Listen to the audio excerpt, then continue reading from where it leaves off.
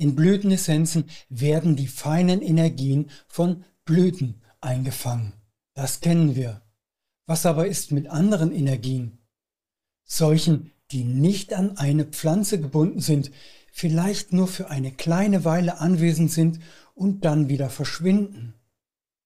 Die erste Essenz, die allein aus Wasser, ohne jeden weiteren Einfluss geschaffen wurde, war Edward Bachs Rockwater, hergestellt aus dem Wasser einer heilkräftigen Quelle.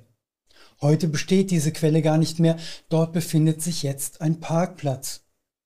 Es ist glücklicherweise nicht allzu schwer, eine andere Heilquelle mit ähnlichen Eigenschaften zu finden. In den 80er Jahren aber begann Steve Johnson in Alaska andere reine Wasseressenzen herzustellen, die er Environmental Essences nannte. Die erste einer ganzen Serie hieß Solstice Storm.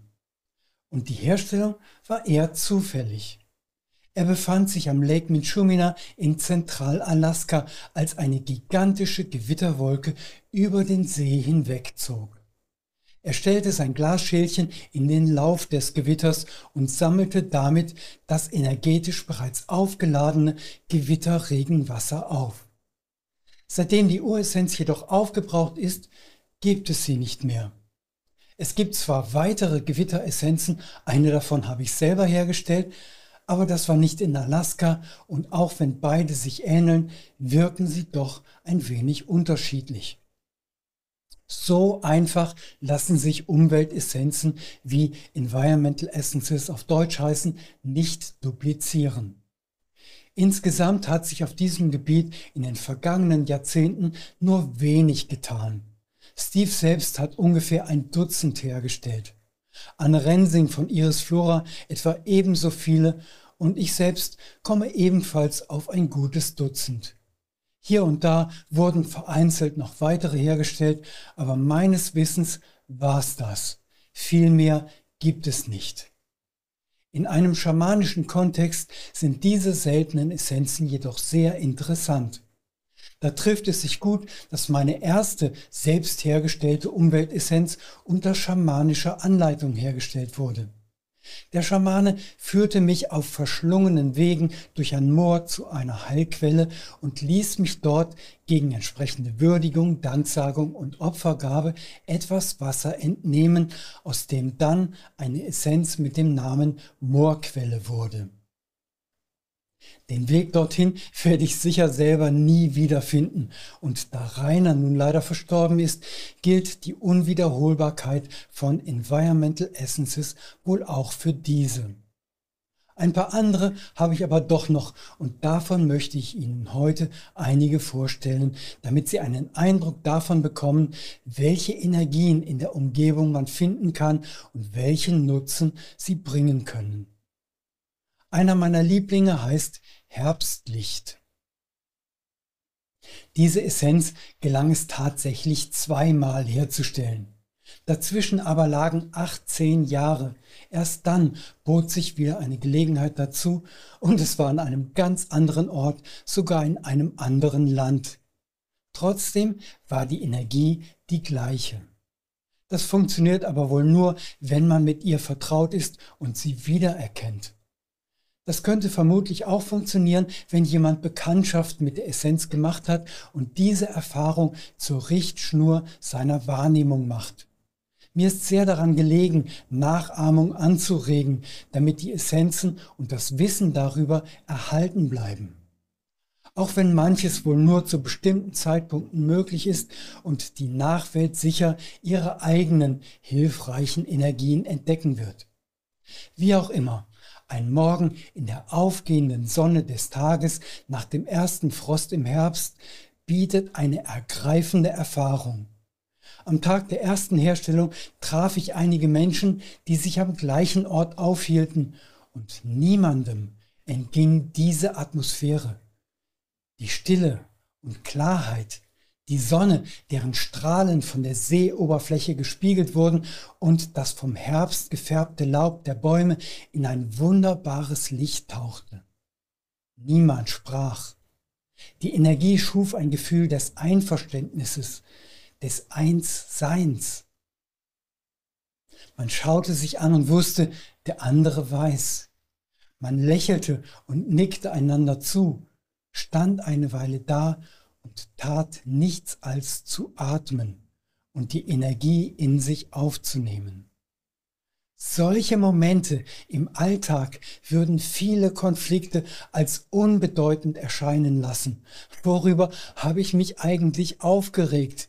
Dass jemand anderer Meinung ist? Jemand gestresst ist und mich anraunzt, bloß weil ich einfach gerade da bin? Wie soll mich das treffen, wenn ich gerade solch inneren Frieden erlebe? Herbstlicht rückt die Gemeinsamkeiten in den Vordergrund. Sie schafft Erleichterung, Entspannung, Harmonie. Sie hilft, sich nach innen zu wenden, dort Stille und Frieden zu finden und diesen nach außen strahlen zu lassen.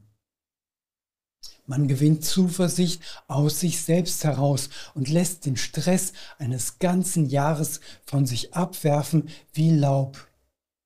Und nicht zu vergessen, der innere Frieden, den man ausstrahlt, ergreift auch die Mitmenschen.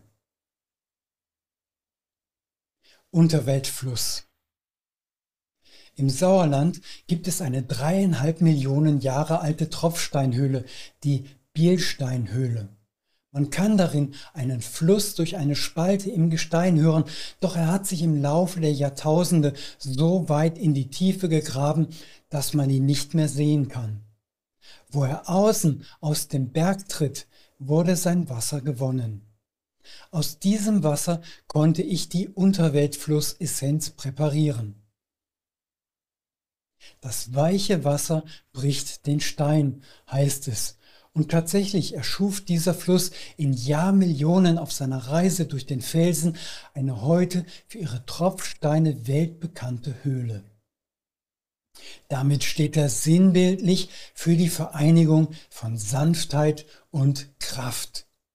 Wasser gibt niemals auf. Kein Hindernis ist unüberwindbar, keine Aufgabe zu schwer. Alles ist möglich, wenn man nur man selbst bleibt und seinem inneren Kompass auf dem richtigen Wege folgt. Seine Essenz bringt Gleichmut, Gelassenheit, Ausdauer und die Unerschütterlichkeit, jeden Widerstand überwindend eine eigene Realität erschaffen zu können. Sich nicht vom Weg abbringen und nicht einschüchtern lassen. Keine Hindernisse akzeptieren, keine Blockaden zulassen. Was im Wege steht, wird fortgewaschen oder umflossen. Beständigkeit, ja Beharrlichkeit, Ausdauer, Zuversicht und das intuitive Wissen um den richtigen eigenen Weg werden durch diese Essenz gefördert. Sollte die Uressenz eines Tages aufgebraucht sein, wird es möglich sein, eine neue herzustellen, denn der Fluss wird sicher auch in vielen Jahren noch existieren. Vielleicht wird er sein Bett etwas tiefer gegraben haben, aber da sein wird er noch. Wiederholbar wird auch die Herstellung der Essenz des Frau Holle-Teichs sein. Dies Wasser ist sanft und wild, weiblich und mächtig, streng und vergebend. Es gleicht Widersprüche, Konflikte und Extreme aus. Holle-Teich-Essenz hat mit Geburt und Tod zu tun. Sie anzuwenden kann immer dann hilfreich sein, wenn man von einem Ruhepunkt aus sein Leben überschauen, Lehren daraus ziehen und eine Transformation herbeiführen will. Sie schafft eine gewisse innere Distanz zum Geschehen, zum Stress und sogar zu sich selbst. Wenn man nicht alles persönlich nimmt und gestresst und emotional reagiert, fällt es deutlich leichter, den Weg durch das Labyrinth des Lebens zu finden. Fehler zu machen ist normal, aus ihnen zu lernen eine Herausforderung.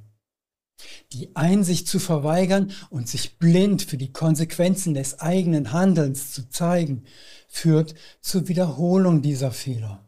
Transformation ist keine Schlittenfahrt. Sie kann holprig verlaufen, schmerzhaft sein, abrupt oder entsetzlich langsam vonstatten gehen. Vertrauen kann da helfen, zu wissen, dass es Kräfte gibt, die es gut mit einem meinen. Sie mögen bisweilen streng sein und harsch, doch solange uns das ärgert und Widerstand hervorruft, werden wir uns nicht bewegen, nicht verändern, nicht wachsen.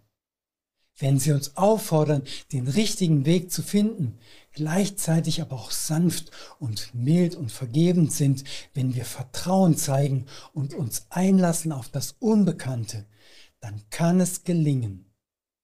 Holle Teichessenz kann einen sanft anschubsen oder auch durchschütteln. Das liegt nicht an dem Anstoß, den sie uns gibt, es liegt an unserer Reaktion darauf.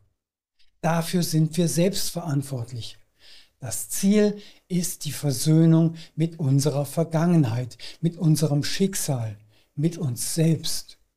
Herausfinden, wer man ist und welcher rote Faden einen wirklich durchs Leben führt, wenn man ihn nur sehen will. Dabei kann die karma-klärende Wirkung der Holle Teichessenz helfen. Und damit will ich es für dieses Video belassen. Mehr über weitere Umweltessenzen wie Sommergewitter, Sonnenfinsternis, unterirdischer See und andere erfahren Sie wie immer auf der Mamboja Webseite.